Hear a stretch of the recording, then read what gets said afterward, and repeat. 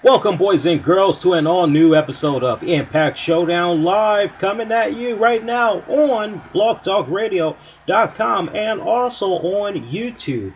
Black Avenger, aka the Black House Real Lee Sanders. Thank you all so much for checking out this episode on May 23rd, 2013. It was supposed to be a night where AJ Styles got patched in to those damn aces and eights, but it did not turn out to be the case.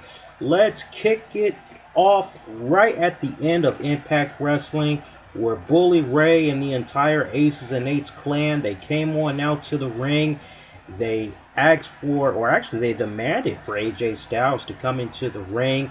And we just saw one kick-ass moment between Bully Ray and AJ Styles, as Bully Ray, he demanded that AJ share a beer with him. Now bear in mind, AJ Styles, he's never tasted a beer before in his life, as his body is just straight up pure. He doesn't believe in putting those type of toxins in his system. AJ Styles, he would drink with Bully Ray.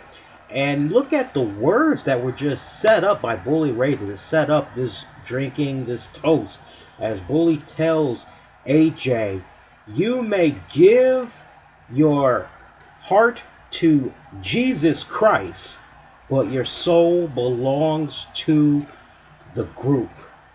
It belongs to Aces and Eights." And that was just bone-chilling words right there. You talk about really testing a man and truly testing his limits. But we saw AJ Styles, he took a swig of the beer. As Bully Ray, he then asked for Mr. Anderson to present AJ with his cut, his Aces and Eights jacket. And AJ kind of looked on. He didn't look like he was ready to put it on just yet.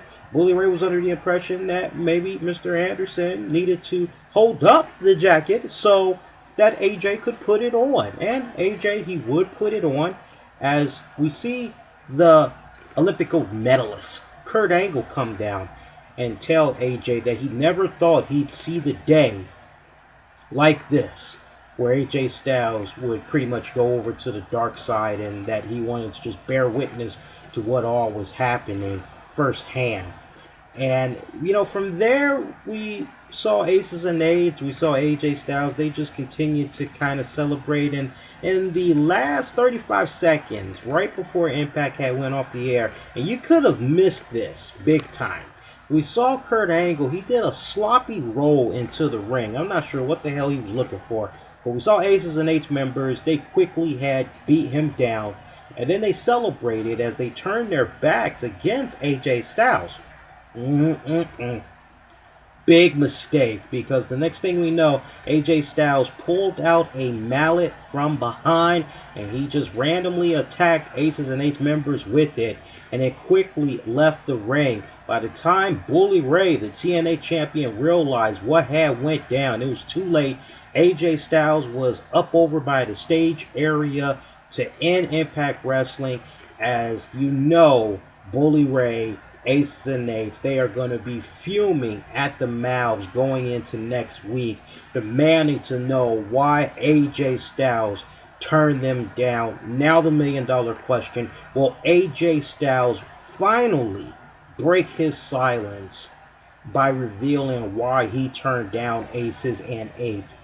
Truly, it's a moment that really didn't surprise me, because they might have been stringing along younger audiences, but the way that Aces and Eights just kept overhyping AJ Styles being a lock into the stable, it definitely just spelled out for me that AJ was going to just let them have it, that it was going to backfire, that their plans of having him be incorporated in their stable, no mas.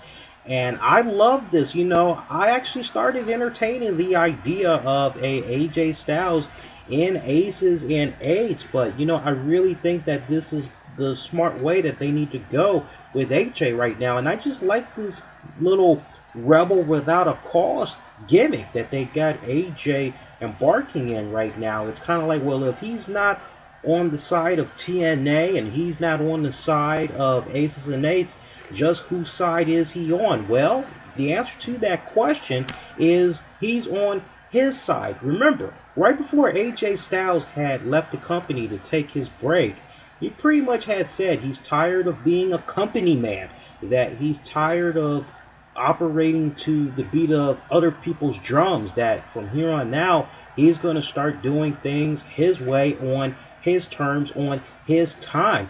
And I honestly believe that's exactly what we've been seeing from AJ. So if AJ Styles were to break his silence next week, I'm expecting nothing but something along that same context that he had left the Impact fans with before he went on hiatus for a couple of months. Definitely feel free to share your comments down below and let me know what you think if AJ Styles is going to be going this route. But no doubt there is going to be some huge ramifications for him turning down the Aces and Eights. If this match with Kurt Angle is going to go through, I can't help but wonder if Aces and Eights are going to play a very pivotal role in that match, thus setting up a scenario where AJ Styles and Kurt Angle maybe perhaps join forces to try to fight the good fight with Aces and Eights. So let me know what you guys think about that, if you could entertain that idea. I'd love to hear from you. Now, let's talk about some of the other action that had came about on tonight's Impact Wrestling. We were briefly talking about Hulk Hogan and Bully Ray there. You know, the show had kicked off with Hulk Hogan, who received a pretty good ovation from the crowd. And as far as attendance numbers go on this night, it looked like a relatively small crowd from what I was able to gather. It didn't look like 1,000 people had filled that arena. It kind of looked like maybe it was just under 800. I'd be pretty surprised if it was over 800, but it looked like there was at least about close to 800 that was in the arena. They had enough people to be able to almost do a full 360 shot. And Hulk Hogan received a pretty good ovation from the crowd. You know, he's from that area. He set up shop down there. That's pretty much his second home now whenever he's not on the road. And he invited Sting down to the ring to tell him that he is not too keen on this whole revelation that went down between he and Bully Ray last week. He being Sting and Bully Ray, as it's now been added that if Sting were to lose to Bully Ray at Slammiversary for the TNA title, Sting will no longer be able to compete for that title. Never, ever again should he lose. So there's a lot at stake right here. But Sting, he tells the Hulkster, hey, I know that this is a rough spot that I'm in, bro, but you know what? It just puts more pressure on me. It ups the ante even. It ups the ante even more that I need to go in and do the job in taking away the TNA title from Bully Ray.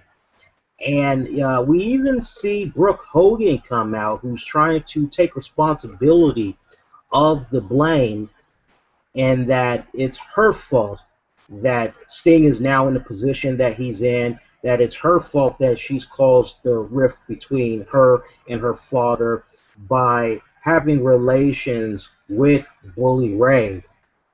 And the crowd pretty much was not really feeling what Brooke was saying. They were chanting boring. And I must admit, when Brooke came out, the segment was starting to get a little lackluster. But leave it to the TNA World Heavyweight Champion. Do you know who I am? Bully Ray to come out and save it. And I was actually happy that he had saved the segment, because honestly, it just seemed like this one was just going right down the can, big time. And we see Bully Ray, he tells all three of them that it's neither of their faults, that it's all because of him and the actions that he did, and basically he screwed them all to be able to become the TNA champion, and thus it's his fault that we are where we are right now.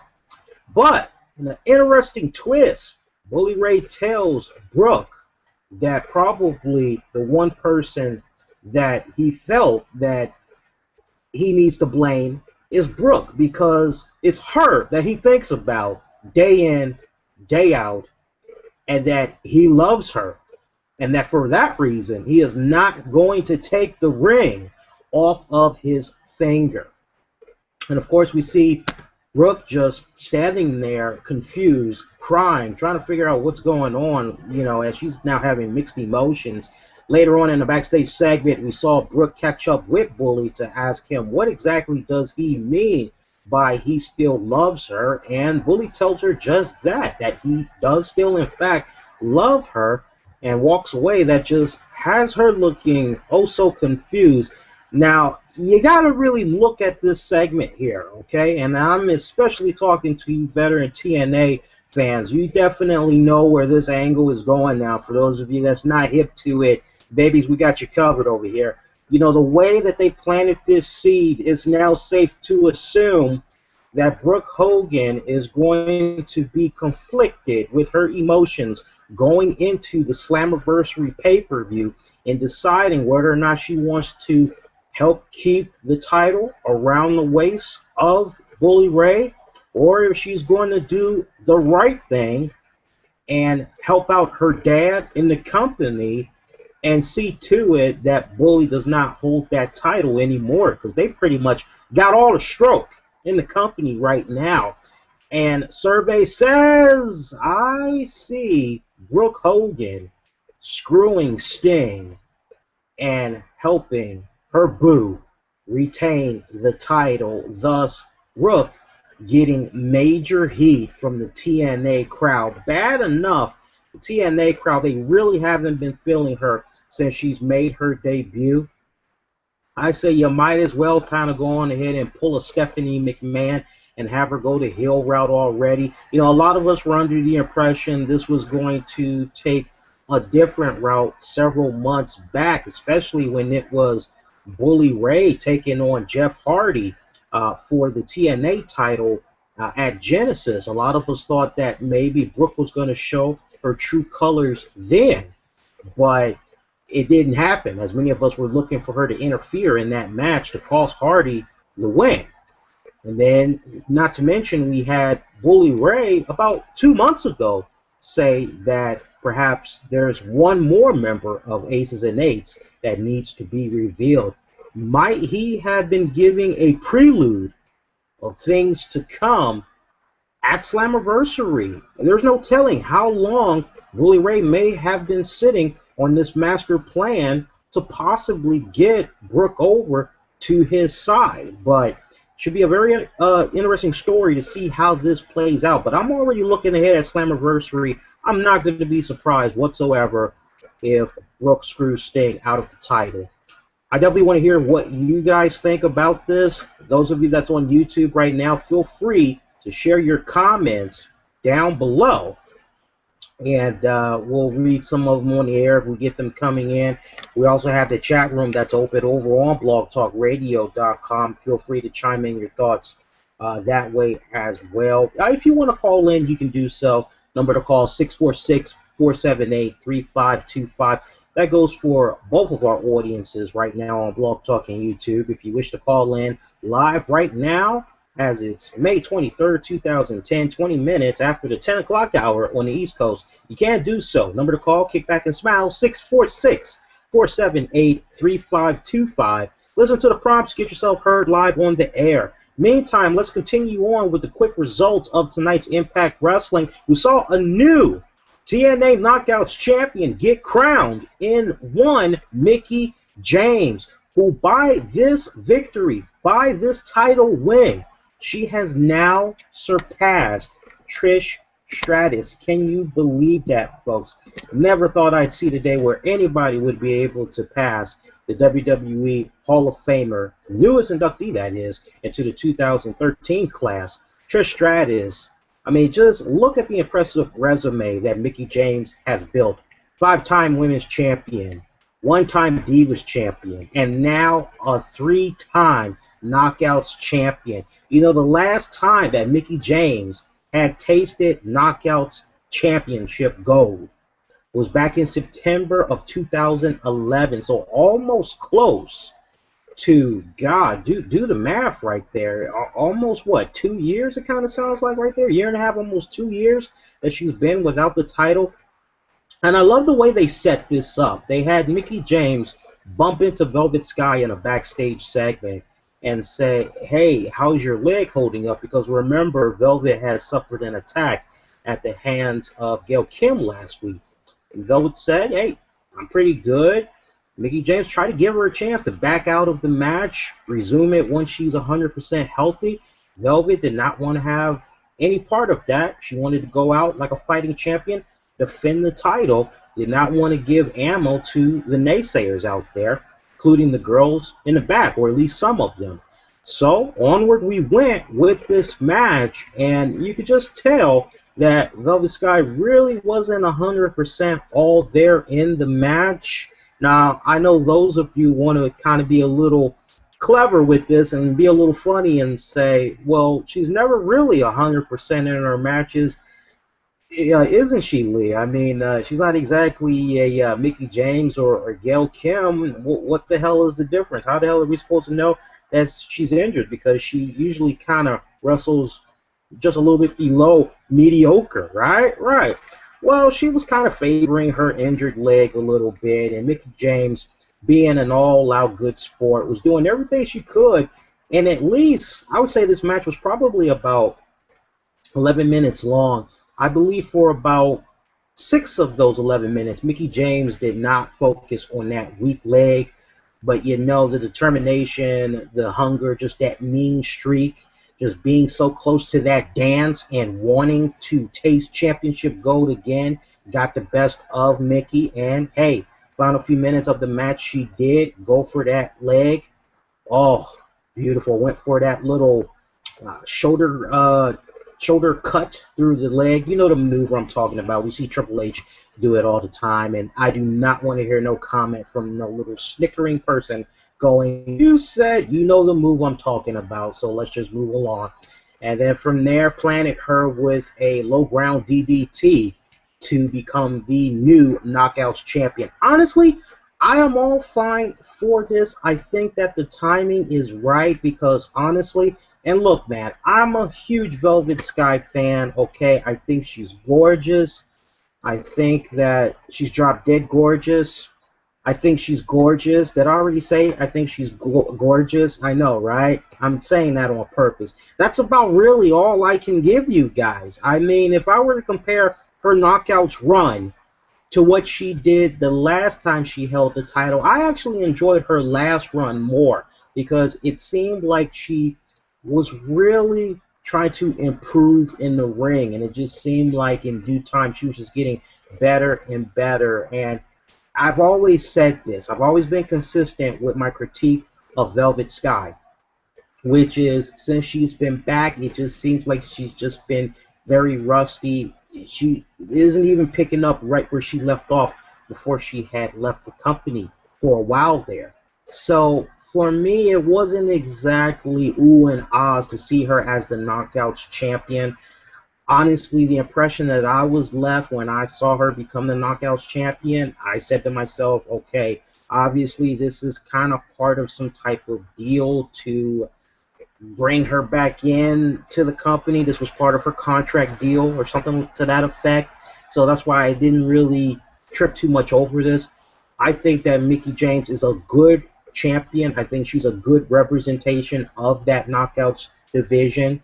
She, not to mention, has a new album that's out, and though it may not be everybody's cup of tea, it does sell. It does have marketability. She has marketability. She is able to branch out from wrestling, touch that music industry, bring in new fans. I mean, hell, there are fans that are just familiar with her because of her music, not because she's a wrestler, but it does lure them in. So I think this is smart booking on TNA's part. I think they need to capitalize the hell out of Mickie James right now. I mean, she's good. She's back. She's healthy. She's got a new album going on. They can just really, really push that.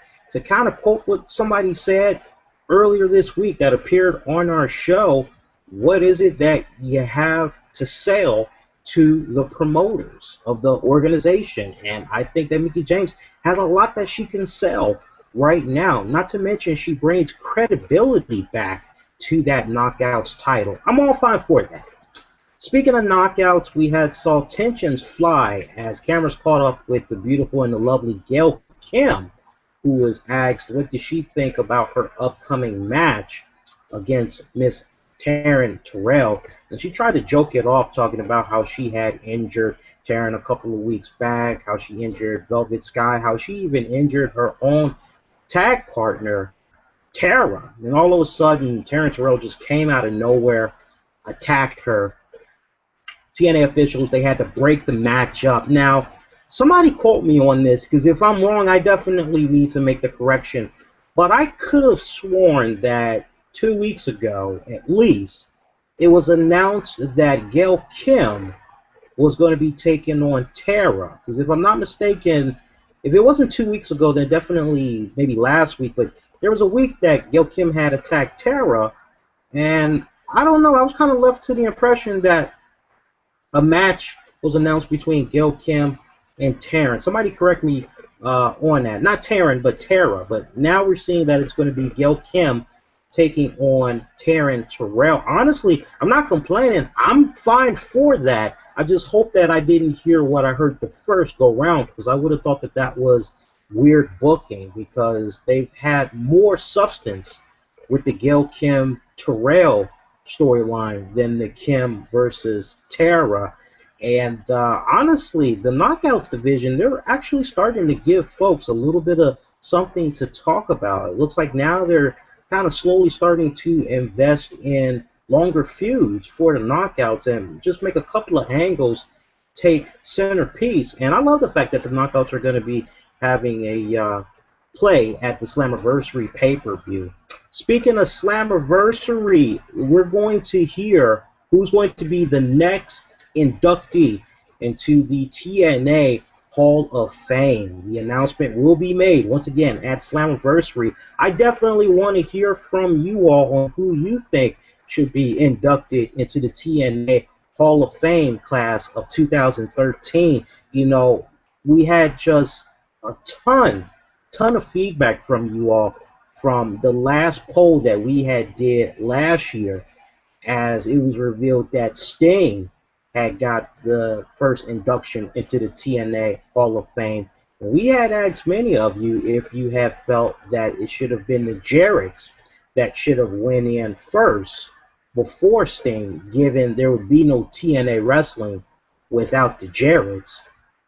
And I can't help but ask that question again, now that we are so close to finding out who's going to be the newest inductee. I have to ask you all once again, do you think the second induction should go to the Jarretts?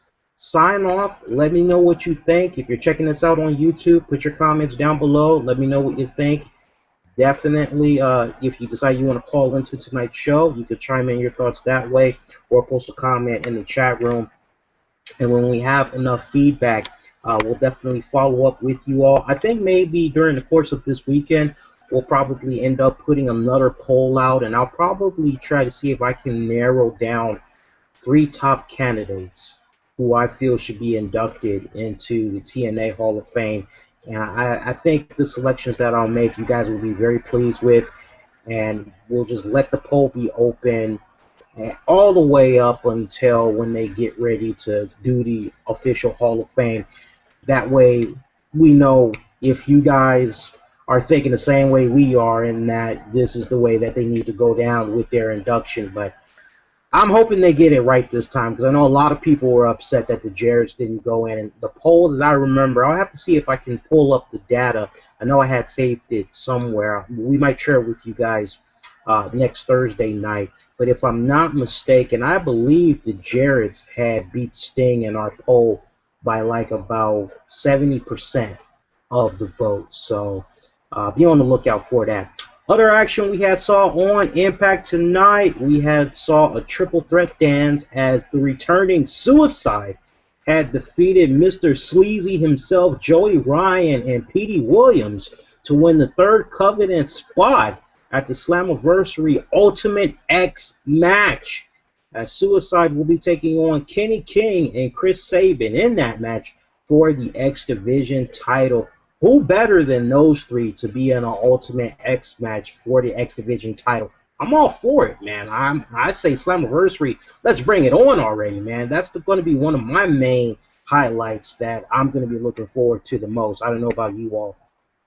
In a surprising WTF moment, we saw Sam Shaw, TNA gut check winner. He came down to the ring to take on Alex Silva, another TNA gut check winner, first ever gut check winner. This was supposed to be a Bound for Glory qualifying match, basically. Winner advances to the official tournament. And I don't know, I kind of was kicking back, scratching my head on this one because we don't see Alex Silva come down. Instead, we get Aces and Eights, Doc, Wes Briscoe, Garrett Bischoff, and Wes is talking about how Alex couldn't make it to the match because they beat him down, and it looks like he's going to be advancing to the next round. Now, just pause a minute. Pause a minute. The referee did not even make the match official. The referee didn't even ring the bell to try to give Silva a 10 count to get into the ring before officially giving the victory to Shaw. How the hell can we just go and say, okay, this person won because this person didn't show up? We didn't officially get a ruling. So I just thought that was a WTF moment. It just kind of had me kick back and go, okay, can we kind of clean this up a little bit possibly on next week's Impact, in a sense that we get to see this match that we were supposed to get tonight. Now, see, on the one hand, I got to give Impact Wrestling a little bit of props because remember what we said last week.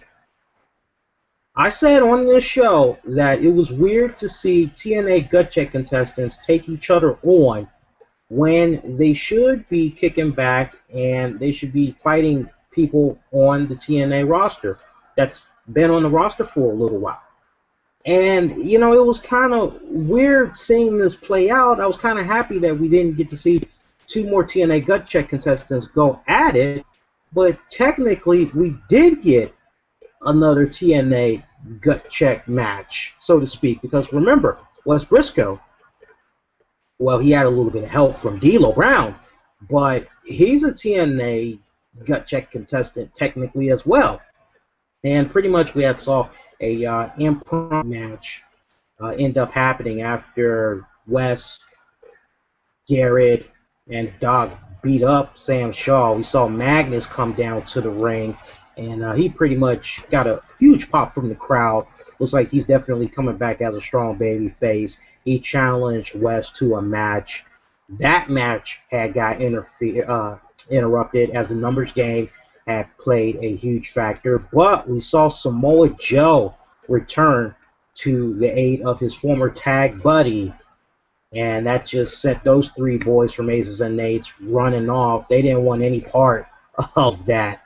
And other action that we had saw from Impact tonight, we ended up actually seeing Kurt Angle in another good match against Mr. Anderson.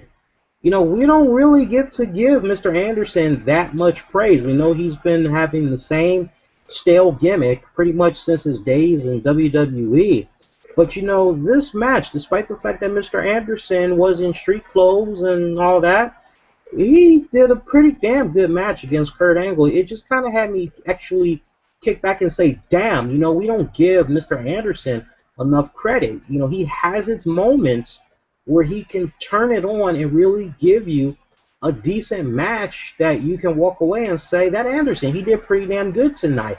My only complaint is that I wish he would do it more frequently rather than just spontaneously, you know. But we ended up seeing Mr. Anderson pick up the victory. It was actually thanks to AJ Styles, who made a cameo just to stare down at Kurt Angle. It was enough of a distraction as the referee tried to gain control of the situation.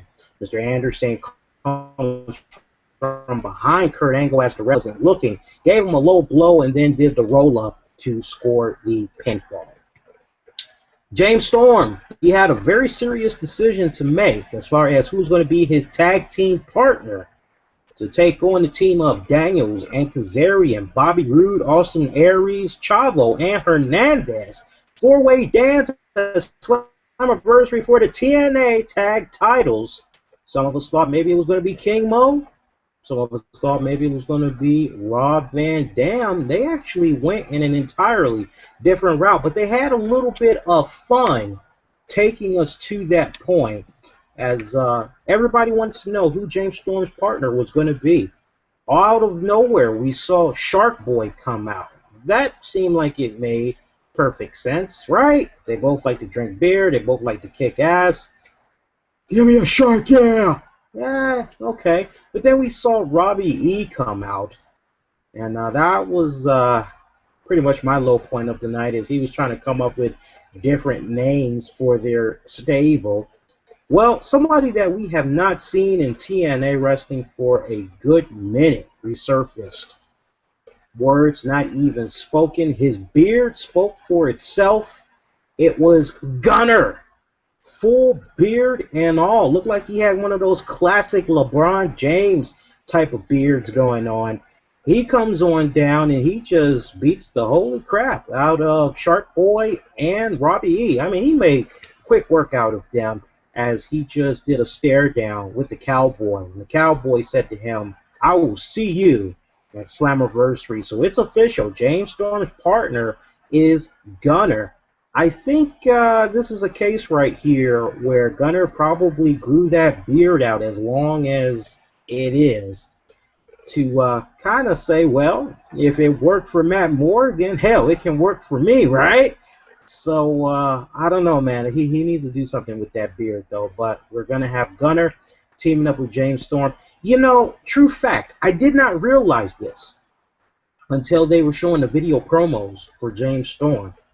You know, that guy is a 11-time tag team champion. I mean, that man has seen it all, and he's done it all. You know, I don't know about you guys, but if I got to give an early prediction for Slammiversary with regards to that tag match, that fatal four-way dance, I don't know, man. 11-time tag champion, and he's been part of two of the greatest tag stables in TNA history. I've got to put my money on James Storm and Gunner. I think that can really, really go somewhere. I'm definitely looking very excited to that particular matchup. Other than that, boys and girls, that was pretty much it for Impact Wrestling tonight. We got it back live. Always love it when we get it live. The head cam that the referee usually has on his head, it did not make an appearance this go round. I know, quite unfortunate. We'll probably get it on next week's episode since it's going to be pre-taped. But hopefully they bring that back more. I think they've been just smart with that. You know, also, TNA Impact, they did something that was kind of fresh and innovative tonight that I definitely would like to share with you all, just in case you all were not in front of your Twitter feeds tonight. They have this new segment, and they are calling it, I believe they're calling it Impact Twitter War or something like that. It's some cheesy name that I can't really... Impact Fan Battle, that's the name of it. And basically, Impact Wrestling, they will pick two people each week, unless there's a champion. They will pick two people, and basically it's going to be a battle between the two of them as they give play-by-play of events that's happening on Impact Wrestling. And I think it's kind of a cool concept and all, but you know, I just think that they shouldn't have pulled the trigger on this just yet, and I'm going to tell you guys the reason why. Now, first, before I, you know, some of you might think I'm getting ready to take a crap on it. I'm not. Let me just explain the reason why I think it's a bad move. First off, good concept. I like it. It's really being interactive with the fans. It's giving Impact Wrestling a chance to kind of branch off and see what other folks are saying. And this was pretty much open to everybody. I can't think of the radio show, but Impact had actually selected a radio show to be a participant in the Impact Fan Battle. And, you know, I like the concept. The timing is off, and I think the timing is off for a number of reasons. Number one, so many people have been affected by the tornado that had hit in Oklahoma. And definitely our thoughts and prayers, they go out to those victims. Can't stress enough, if you haven't donated yet, please dig down deep and donate. One of our listeners that is not even in North America, doesn't even live here, heard about what happened and was very kind to donate, I believe, $40, $50 to American Red Cross. I can't stress it enough. If you haven't donated yet, donate it to the victims. You can go to AmericanRedCross.org. You can put in your donation that way. You can also text Red Cross to 90999. $10 will be deducted from your next cell phone bill, and it'll go towards the victims. Salvation Army is even taking collections, but I just thought that with the timing this week of what had happened in Oklahoma, that all emphasis should have been put on that. Not to mention, more emphasis should have been put on Impact Wrestling making the move to 9 p.m. effective next week. And I don't know about you guys, but I haven't really seen that much of a social media presence from Impact Wrestling that is just going the whole 9 yards, encouraging folks to make sure that they tune in to Impact May 30th when it moves back to its 9 p.m. time slot. I'm a little bit concerned about all this other extra stuff that they're doing. I think that this would have served its purpose better, the Impact Fan Battle I'm talking about. It would have served its purpose better if they would have maybe launched this on May 30th when they have made that switch back to its old time slot. That way they can really kind of get it going. And, you know, quite honestly, I'm a little bit surprised that the way that they did this, that they didn't even have more prizes that were of significant value. Now, let me break it down, and I'm going to read to you exactly the press release that Impact had put out for this. Impact Wrestling takes the social conversation and turns it into a battle Thursdays nights with its new hashtag Impact Fan Battle. Each week, 2 Twitter challengers will face off on Twitter in a battle of the best online commentary. Perhaps your stellar play-by-play skills or your killer color commentating about the night's Impact Live. During the Impact Fan Battle, Impact Wrestling will retweet some of the best tweets from our 2 competitors while keeping an eye for potential challengers for next week's competition. Impact Battle rages on, blah, blah, blah, blah, blah. Conclusion, fans, your votes. Here we go right here. Ultimately decide who will face a new challenger next week. The reigning champion of the Impact Fan Battle. Got mad skills and earned the respect of your peeps for 2 weeks in a row. We'll send you a prize pack from Shop TNA. Now, feel me on this. I think they could have upped the ante for this first round a little bit more. I think they should have given the ultimate prize of ticket to go see Slammiversary or something like that. I don't know too many people that will be a little bit excited over the fact that they get something from ShopTNA.com. Not unless it's going to be a unique, one-of-a-kind items that is not going to be for sale anytime on the shop website. That's really the only way I can kind of see this being really cool. But I do give TNA mad props for being innovative. I'm very curious to see how another company is going to look at this and try to see if they can use it to their advantage next week. But don't quote me on that. I could be wrong about that. And Hulk Hogan, you know, he was making his rounds leading up to tonight's Impact Wrestling. He was down doing the weather for the Tampa News station. That was kind of hilarious. Kurt Angle, he made waves in the New York City area as he went to go see USA taking on Iran and Russia. Olympic Wrestling was also spreading the awareness of the Olympics wrestling being eliminated in 2020. And pretty much other than that, you know, as far as TNA wrestling news goes, there really hasn't been that much that's been put out there. It's been pretty much a quiet week as far as TNA wrestling news. But definitely overall tonight, I like the groundwork that Impact Wrestling had put out there with regards to AJ Styles. You talk about black days ahead for the phenomenal one. I'm just curious if we're officially going to start seeing a new layer of AJ start to unravel now that he's officially joined the band. Is he going to start showing a mean streak? I mean, he's wearing the colors, he's got the whole look down. But can we start seeing a more vicious side to him? I would hope so. I think this has the greatest potential to really help elevate AJ.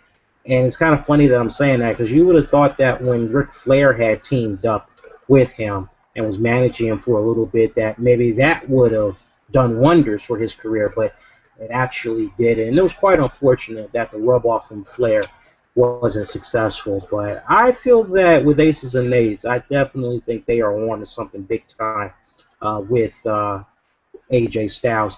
Next week on Impact Wrestling, Hulk Hogan has given Sting the power to choose a tag partner of his choosing. As just 3 days before Slammiversary, he will team up, partner of his choosing, to face two members from Aces and Eights. Sting had reached out to Joseph Park to see if he can get in contact with Abyss, but Joseph, he said he doesn't know how to get in contact with his brother. Sting, of course, playing the whole kayfabe card, saying you're going to just work this one out till the very end, aren't you?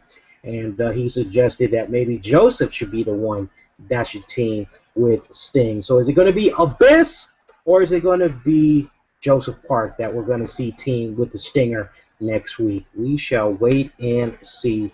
But overall, good episode of tonight's Impact Wrestling. That's going to do it for now. Hey, we got a jam-packed weekend that's planned for you guys. It begins this Friday night. You know how we do it over here. We're going to be coming on immediately after the conclusion of the Shine Wrestling 10 pay-per-view. Join us for the post-show. You'll be able to catch that right here on blogtalkradio.com and also on YouTube. We'll cover the full fallout from it as the tournament continues to crown the first ever Shine Women's Champion. And that first champion will be crowned at the Shine 11 pay-per-view. Then join us for the weekend edition of the RCWR show. This Saturday afternoon, we're going to have a special guest, John Seda. He is a 30-plus year veteran in the music industry. He has worked with Grammy musicians. He has just an A-list of who's who of talent that he's worked with. He's going to join me for a really cool kick-ass interview. We're going to be talking about the impact of music pirating and how it is hurting artists who have just been on a furious mean streak as far as their content being leaked out before it hits the digital outlets for sale, all forms of music media and stores, the whole 9 yards. We're going to be getting into it, and I definitely encourage you guys to listen to it. You're going to definitely hear some very, very good arguments, one from his side, and you'll definitely hear some good arguments from my side. Make sure you check that out, 2 p.m. Eastern. Any episodes that you might have missed, as we've just been on a roll this month with special guests that's been coming by the show. I highly encourage you to backtrack to the archive section up on blogtalkradio.com/the RCWR show. You can also kick on back and you can subscribe to us in the iTunes and Stitcher marketplaces. Use the keywords the RCWR show. While you're at it, if you haven't checked out the Titus Machiavelli interview, I damn strongly advise you guys to go backtrack, check that interview out. It was some really, really good stuff. This guy is looking to bring back managers in TNA wrestling, and he's got the whole campaign, Restore the Manager, going on. You got to check out the interview. This guy is like the next Paul Heyman, and that's the highest compliment I can give this guy. Don't take my word for it. Check it out yourself. He's participating in the TNA Gut Check Challenge. He is the only manager that is in the Gut Check Online Challenge. So show your support and vote for him May 30th through June 1st as the voting in bracket 15 will be open. And help make his dream come true. Help him become a future TNA star by casting your votes for him. Remember, Restore the Manager. You can follow him at Evil Genius Titus on Twitter. Once again, that's at Evil Genius Titus. And you can check him out at www.titusmachiavelli.com. Don't know how to spell all that? Just backtrack to the archive sections. We have the interview that we did with him up, and you'll be able to get all the correct spelling right there. That's it, boys and girls. We're going to be on a little bit of a break for now. We'll see you for the Shine Wrestling Post Show and also for the RCWR Show Weekend Edition. In case we don't hear from you guys, as we know some of you are getting ready for your Memorial Day traveling. You all be safe. Have a good holiday. And, hey, there's always next week. Everybody, take care.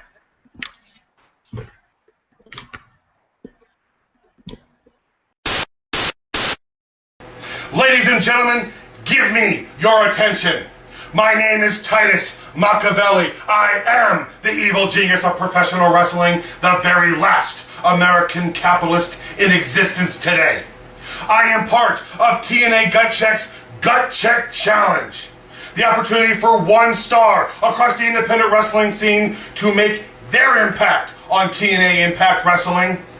I am the only professional wrestling manager in the challenge. Stand up with me, join up with me, give me your vote. Furthermore, bigger than that, you need to join the revolution, the movement of the Restore the Manager project. See, right along here, restorethemanager.titusmachiavelli.com.